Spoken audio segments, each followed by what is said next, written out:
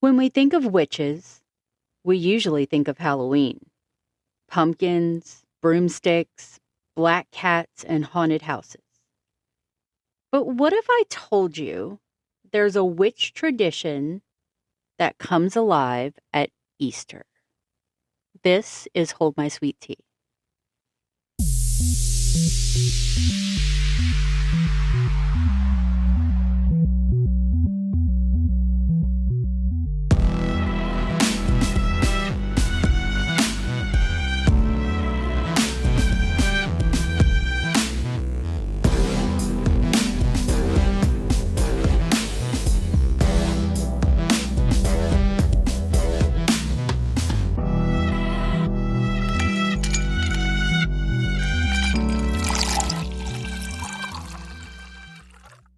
Happy Easter ween.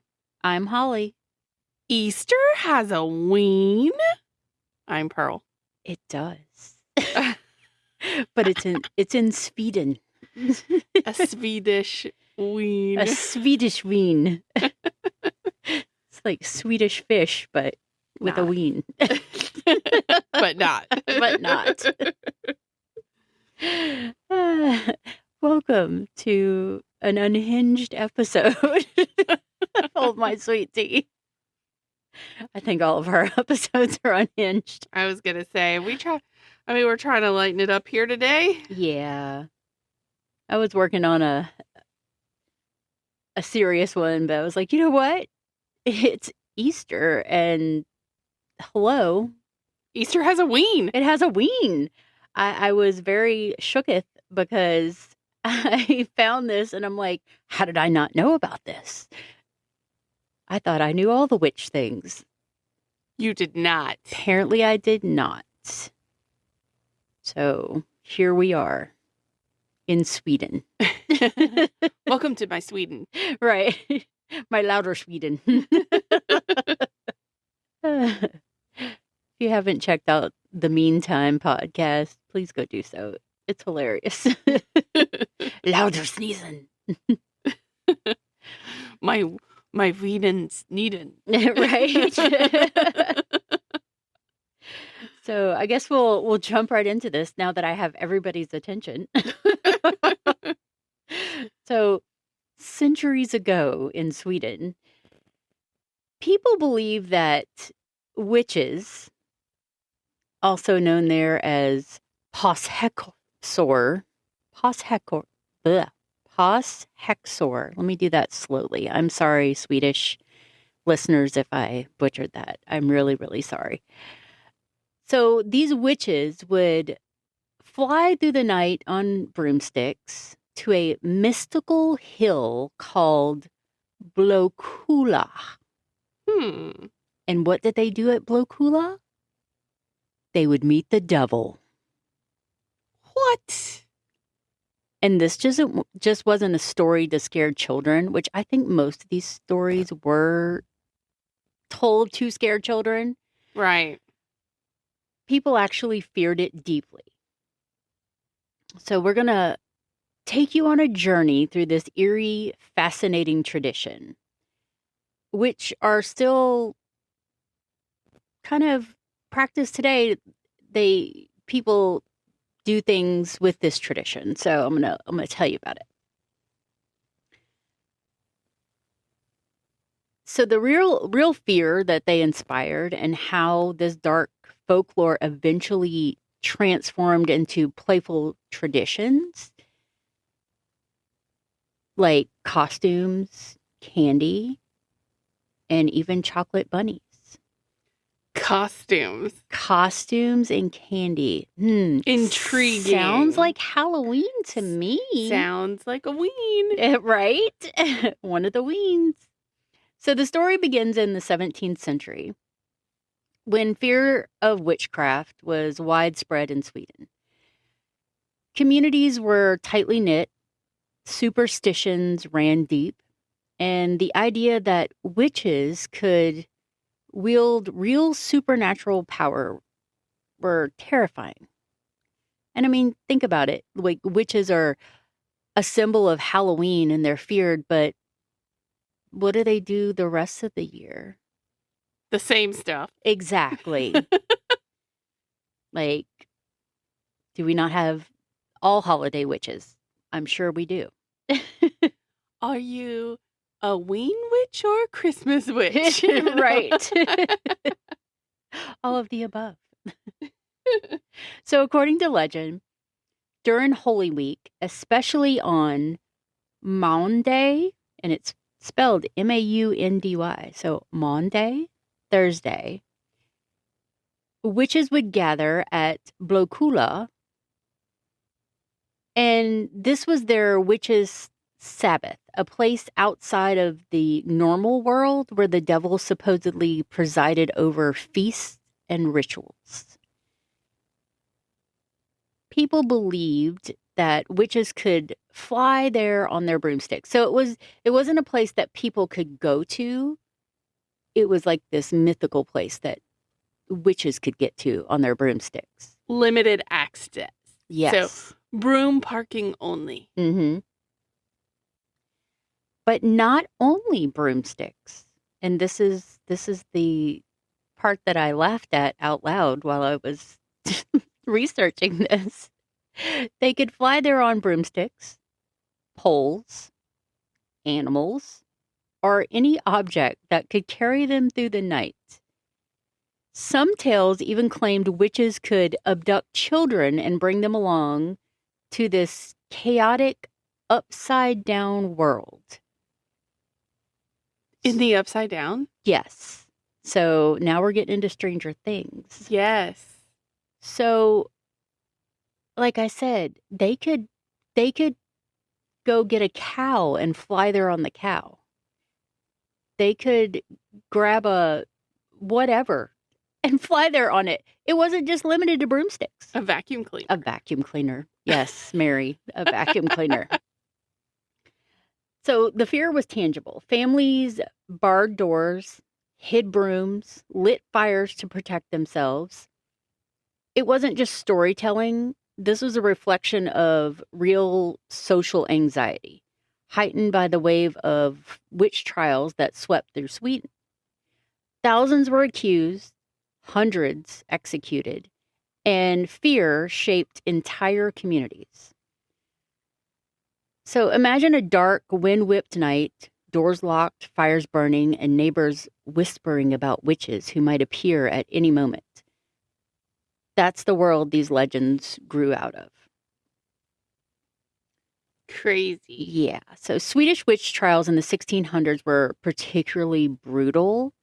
Entire villages could be swept into hysteria, often over accusations based on hearsay or unexplained events. Missing items, sudden illnesses, or strange occurrences were sometimes attributed to witches. Like, Sarah got the chicken pox. She's a witch. Of course. Right? It's always Sarah. Poor Sarah. I know. Without an H. Because H's are ill. So children were warned to stay close to home during Easter week. Adults feared walking alone. Even simple, ordinary actions could be seen as tempting fate. The witches' gathering place became a powerful symbol. It represented disorder, rebellion against natural law, and the presence of supernatural danger. People imagined witches feasting, dancing, and performing strange rituals under the devil's watchful eye, a vivid tale of chaos threatening the safety of ordinary life. And yet, even in this fear, there was a strange fascination. Stories of witches flying through the night captured the imagination, and these tales were passed down for generations. Blåkulla itself is a mysterious place in the stories. Legends describe it as a world turned upside down. The young become old, the weak gain power, and rules of society are completely reversed. It's a place of magic, danger, and transformation, the perfect setting for a legend that mixes fear and fascination. People told these stories not just to frighten, but to make sense of the unknown. A sudden, like I said, illness or disappearance, things that couldn't otherwise be explained. Blåkulla became part of the cultural imagination, a symbol of liminal space, neither here nor there, where ordinary rules don't apply. But not all Easter traditions were dark. Around the same time that stories of witches that flew through the night, other seasonal customs were emerging. Long before Christian Easter celebrations, people in Northern Europe celebrated Ostara, a pagan festival marking the spring equinox. Ostara was about fertility, renewal, and rebirth of the land. Eggs were symbols of new life and protection, and hares, or rabbits, represented fertility and abundance. I'm glad you made sure you said hares or Yes. rabbits, so I didn't think it was like the hair on your Hare, head. exactly. That's why I said Because it. I'm that person. You were like, hair represents fertility and abundance? I'm the dummy. Right. That's okay. That was like me saying Dawn. Yes. D-O-N or D-A-W-N? But over time, as most pagan symbols, they became intertwined with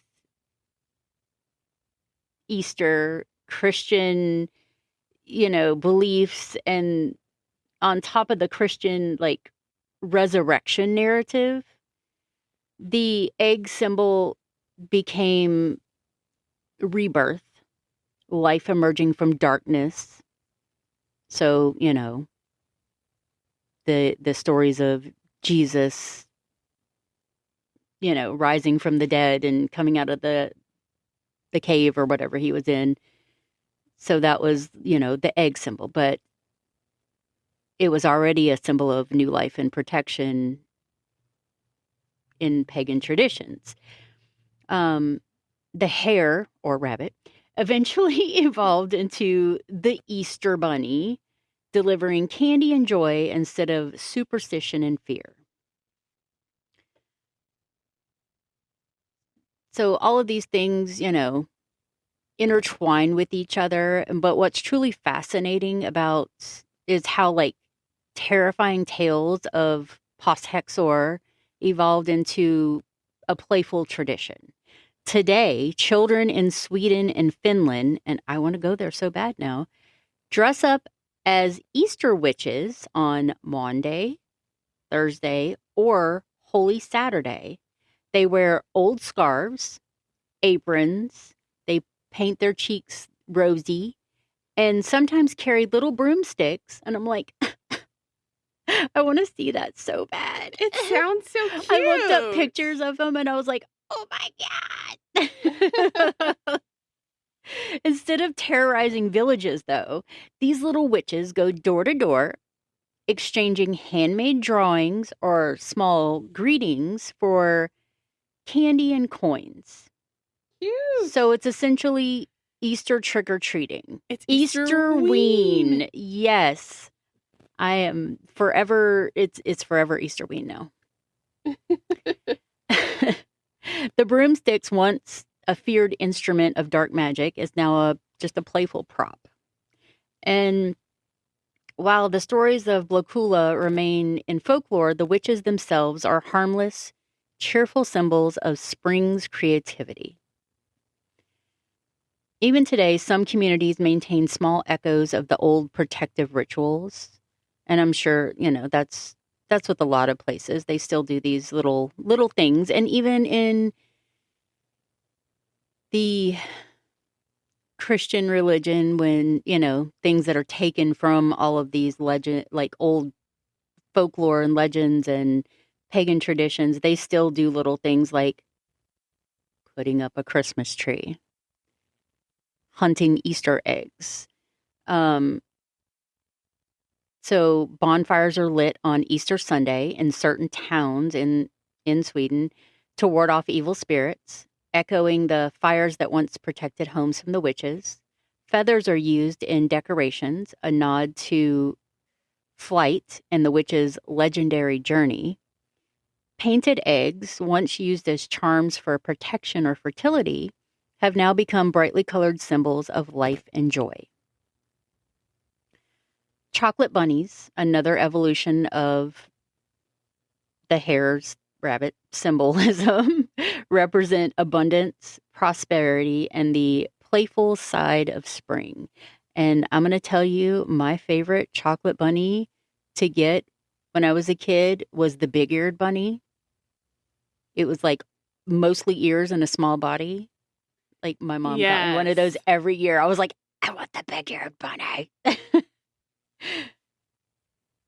Big ol' Yes.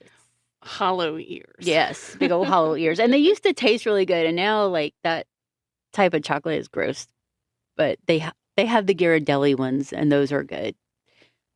Or the Lindor chocolate. I would love some Swedish chocolate. That would be amazing. I bet their chocolate That would be bunnies really are cool. superb. But it's a beautiful layering of meaning. The dark fears of the past now coexist with celebration, sweetness, and joy. A reminder that these traditions evolved while preserving traces of their history. So this Easter, when you see chocolate bunnies, painted eggs, or even a child dressed in a little scarf and apron carrying a broomstick, I'm going to cry. I think that's so cute. Remember the story behind it. Centuries ago, people believed witches flew to an upside-down world, testing courage and wit, and meeting with the devil. So today, the broomsticks instead, carry like the meaning of like candy instead of evil intent and just magical protection with the eggs. It's just such a cool way of how it's evolved. But I think we should implement Easter trick-or-treating in America 100%. Yeah, that's cute. Yeah. Especially if they come dressed up all cute. Mm-hmm. So, But again, stranger danger. Yeah. So Ruins it every time. I think that makes Easter one of like the most fascinating holidays in folklore. Like, yeah, that's really cool. I didn't know either. Because you focus on holidays like Christmas and Halloween, but Easter kind of gets pushed to the side because it's in Christian religion, like this resurrection holiday, and this is the Christian meaning behind it, and everybody goes to church, and well, not everybody, but Christian people go to church and they celebrate Easter with their beliefs, but there is a darker belief tied to it and darker folklore. I think there is for everything. Yeah. Honestly, it all came from somewhere. Yep.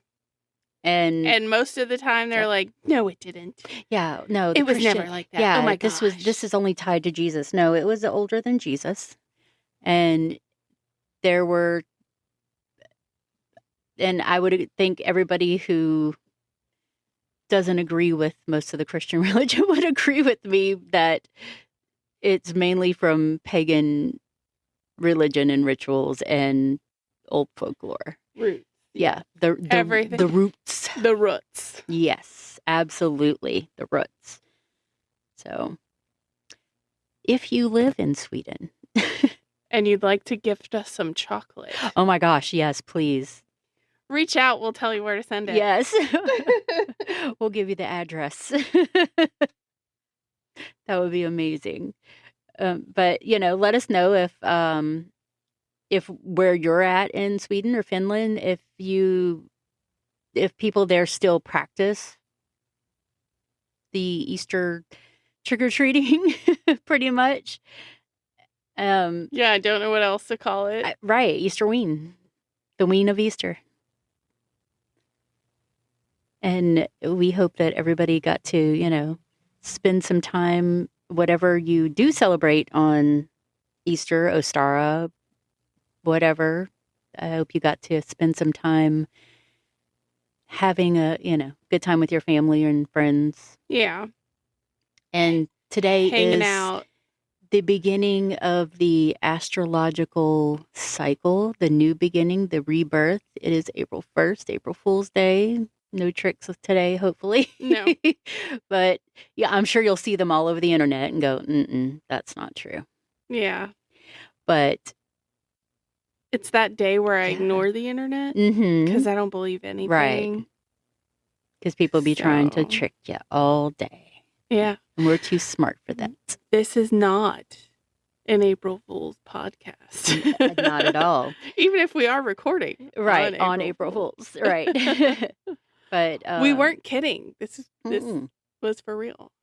Absolutely. But it is the start of the astrological calendar, if you will, because Aries is the beginning of that. And we start with rebirth and renewal, and now we can. And if you're my daughter, you're going to be having some birth. Yes, soon. Very soon. She's having a little spicy Aries child.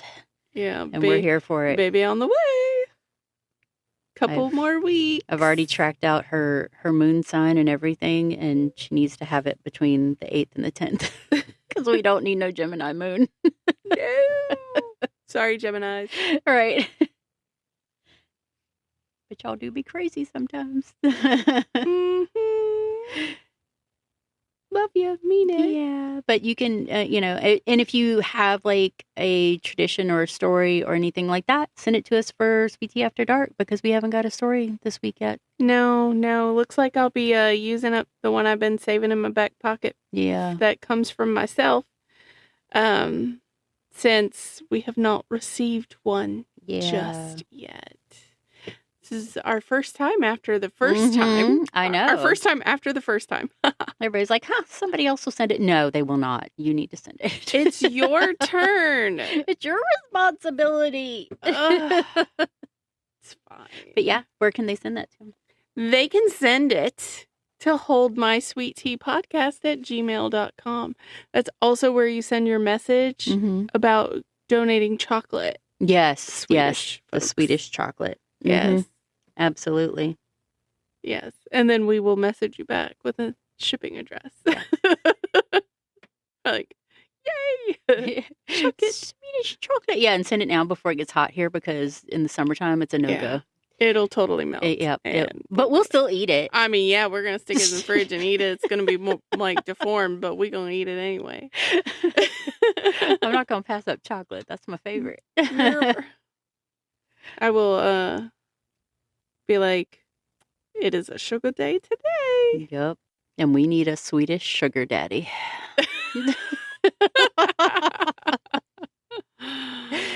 You can also send those applications to holdmysweetteapodcast@gmail.com. Exactly.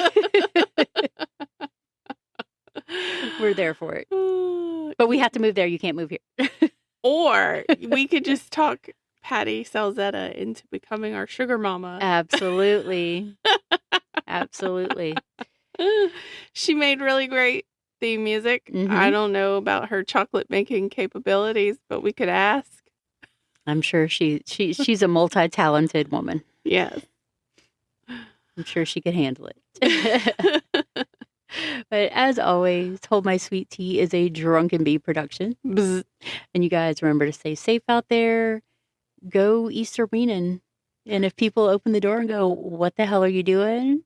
You're like, Happy Easter Ween! Happy Easter Ween! And you're dressed like a little old lady and you're... I am here for chocolate bunnies. Right. And be like, this is what they do in Sweden. And just because we're dipping doesn't mean you can't keep sipping. Bye.